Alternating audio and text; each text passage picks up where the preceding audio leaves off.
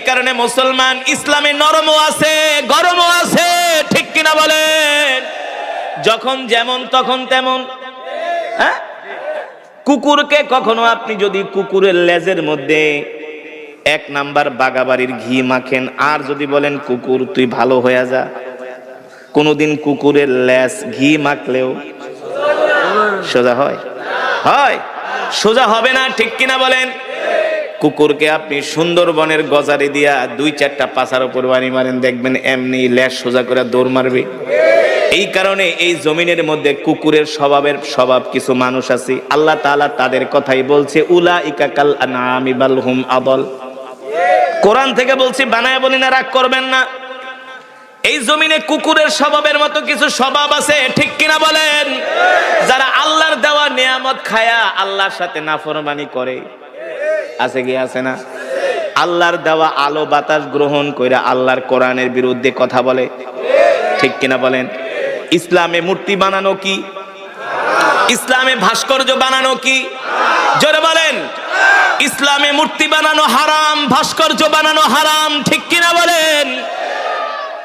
এই হারাম ঘোষণা করেছেন কে? কোন মানুষের ছবি অঙ্কন করা যাবে না, ঠিক কিনা বলেন? কোন মানুষের ছবি আঁকা যাবে না। লা তাদখুলুল মালাইকাতু বাইতান ফীহি কালবুন ওয়ালা তাসাবির। আল্লাহ রাসূল বলেন, কেউ যদি কোনো জীব জানোয়ারের ছবি তোলে সে জান্নাতে প্রবেশ করবে না। কোন জীব জানোয়ারের ছবি যদি আঁকে সে জান্নাতে প্রবেশ করবে না।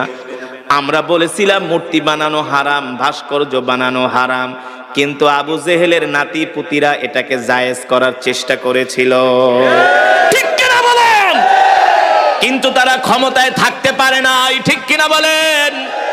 আল্লাহ তাআলা সেই কথাই কোরআনের মধ্যে বলছে, এ দুনিয়ার মানুষ, আমার নেয়ামত খায়া যদি তোমরা আমার সাথে নাফরমানি করো, আমার সাথে যদি তোমরা আমার নেয়ামত খায়া আমার হুকুমকে যদি না মানো, তাহলে এরা কুকুরের চেয়ে অদম। কারণ আপনি কুকুরকে যদি একটা রুটি খাওয়ান, 1 রুটি খাওয়ানোর পরে দেখবেন আপনার পিছনে একটা কুকুর 1 মাস দৌড়াবে।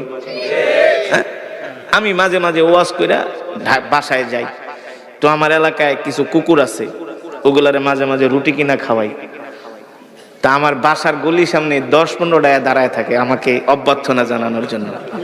আমি বাসায় যাই, তো আশেপাশের কিছু কুকুর আসে আমার দিকে খাও খাও করতে, আর ওই 12টা আবার আমার প্রোটেকশন দেখে, এটা আমাদের বস, প্রতিদিন রুটি খাওয়ায়।